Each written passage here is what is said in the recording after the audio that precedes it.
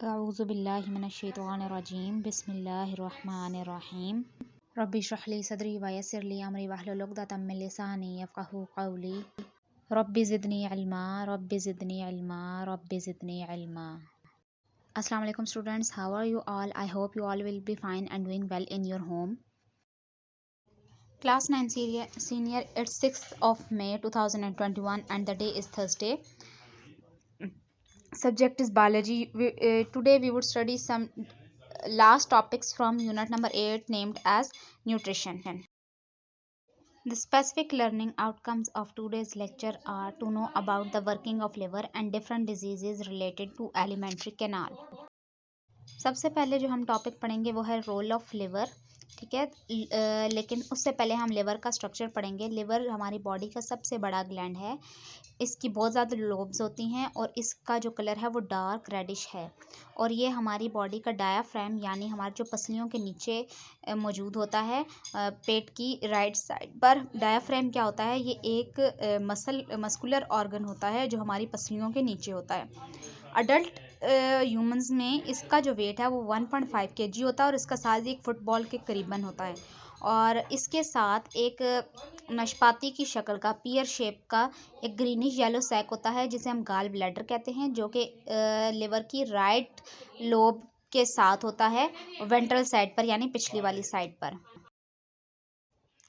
Liver जो chemical secrete करता है उसे हम बाइल कहते हैं, जो कि गाल ब्लैडर में स्टोर हो जाती है। गाल ब्लैडर में ये थोड़ी देर के लिए स्टोर होता है और उसके बाद गाल ब्लैडर इसको एक कॉमन बाइल डक्ट के थ्रू ड्यूडिनम यानी जो स्मॉल इंटेस्टाइन का पहला पार्ट है उसमें रिलीज कर देता है।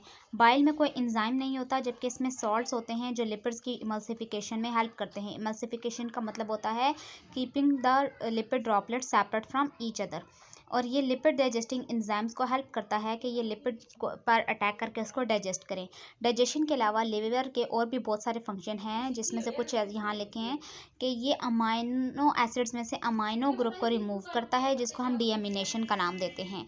अमोनिया को लेक्स टॉक्सिक फॉर्म यानी यूरिया में कन्वर्ट करता है और ये ओल्ड रेड ब्लड सेल्स को डिस्ट्रॉय करता है। इसके अलावा ब्लड क्लॉटिंग प्रोटीन जिसे हम फिब्रिनोजेन का नाम देते हैं उसकी मैन्युफैक्चरिंग में हेल्प आउट करता है।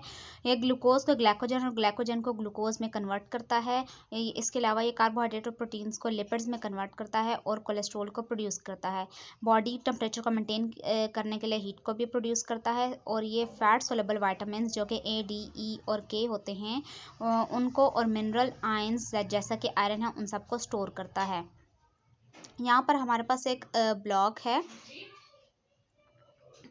कि कार्बोनेटेड सॉफ्ट ड्रिंक्स जो होती हैं, जो हम ये कोल्ड ड्रिंक्स पीते हैं, उनसे रिलेटेड कुछ हार्मफुल इफ़ेक्ट्स होते हैं और ये एसिडिक होती हैं और हमारी बॉडी के अंदर ऑक्सीजन को कम करती हैं।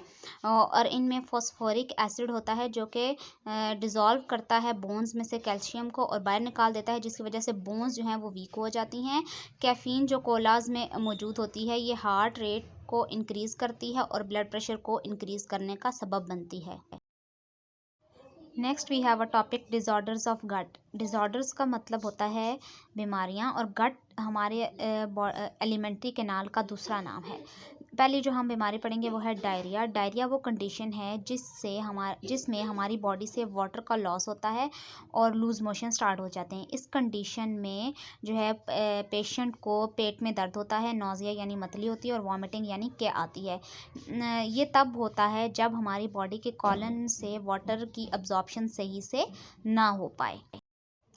मेन कॉजेज़ जो डायरिया के हैं उसमें है सेफ़ वाटर का इस्तेमाल ना करना, उसकी कमी हो जाना। डायरिया जो है वो वायरल या बैक्टीरियल इन्फेक्शन की वजह से भी हो सकता है और ये इन्फेक्शंस लार्ज इंटेस्टाइन में होती है। अगर सफिशिएंट फूड और वाटर अवेलेबल हो तो पेशेंट जो डायरिया का वो कुछ ही दिनों में रिकवर कर सकता है। मेल नरिश जो इंडिविजुअल्स होते हैं जिनको खुराक सही नहीं मिल पाती, उनका डायरिया की वजह से डिहाइड्रेशन हो जाती है, यानी पानी की कमी सवेयर हो जाती है उनकी बॉडी में, और इससे जो है वो उनकी जान को ख़तरा हो सकता है। डायरिया के ट्रीटमेंट में यह है कि आप साफ़ पानी का ज़्यादा से ज़्यादा इस्तेमाल करें और जो है वो ऐसी खुराक लें जिसमें एसेंशियल सॉल्ट्स और न्यूट्रिएंट्स वगैरह हों। एंटीबायोटिक्स भी ली जा सकती हैं डायरिया के दौरान अगर वो डायरिया बैक्टीरियल इन्फेक्शन की वजह से है। प्रिवेंशंस डायरिया की हैं कि साफ़ पानी पिया जाए, एसेंशियल सॉल्ट्स और को कंज्यूम किया जाए जो हमारी बॉडी के फ्लूइड बैलेंस को कंट्रोल करते हैं। इसके अलावा जो है वो साफ़ खुराक ली जाए। इसके बाद है कॉन्स्टिपेशन जो कि कब्ज़। ये एक ऐसी कंडीशन है जिसमें हार्ड फीसिस जो है वो बॉडी से एलिमिनेट होते हैं और उनको एलिमिनेट करना बहुत मुश्किल हो जाता है। कॉन्स्टिपेशन के जो मेन काजेज़ हैं उसमें हैं वाटर की अब्जॉर्प्शन ज़्यादा हो जाना, ठीक है, डाइटरी फाइबर्स का कम इनटेक, डिहाइड्रेशन यानी पानी की कमी। इसके अलावा ऐसी दवाइयों का इस्तेमाल जो कि हमारी बॉडी में आयरन की कंसंट्रेशंस को ज़्यादा कर दें और इसके अलावा रेक्टम या एनस में ट्यूमर्स का हो जाना। कॉन्स्टिपेशन के ट्रीटमेंट में ये है कि आप ऐसी डाइट लें जिसमें डाइटरी फाइबर ज़्यादा हों और एक्सरसाइज की हैबिट बनाएं। मेडिसिन जो कि लैक्सेटिव्स कहलाती हैं उनका यूज़ किया जा सकता है। कॉन्स्टिपेशन जो है वो उसको प्रिवेंट करना जो है वो आसान है। तो हर इंसान को एडिकेट वाटर की क्वांटिटी लेनी चाहिए और साथ में डाइटरी फाइबर्स की कंजम्पशन ज़्यादा कर देनी चाहिए।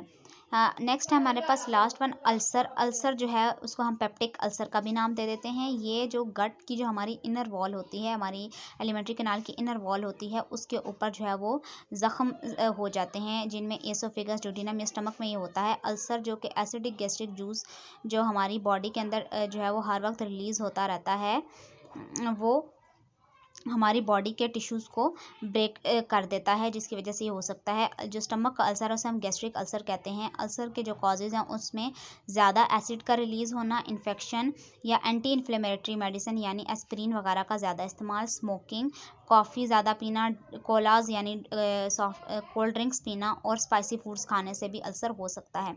साइंस और सिम्पटम्स जो अल्सर के हैं उनमें हैं खाना खाने के बाद जो है वो मैदे में जलन होना, स्फीयर अल्सर जो है इसकी वजह से पेट में दर्द भी हो सकता है, सलाइवा भी ज़्यादा हो सकता है, ठीक है, नौज़े यानी मतली होती है, लॉस ऑफ एपिटाइट यानी भूख में कमी आ जाती है, वेट लॉस यानी वज़न कम हो जाता है। अल्सर को ट्रीट करने के लिए मेडिसिन यूज़ की जाती हैं जो हमारे मैदे में मौजूद गैस्ट्रिक जूसेस के अंदर एसिड को न्यूट्रलाइज करती हैं। स्पाइसी और एसिडिक फूड्स और स्मोकिंग को अवॉइड किया जाना चाहिए ताकि अल्सर ना हो।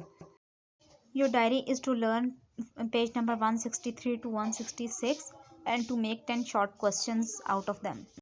सुब्हानक अल्लाहुम्मा व बिहम्दिका अशहदु अल्ला इलाहा इल्ला अंता अस्तगफिरुका व अतूबु इलैक। अल्लाह हाफ़िज़।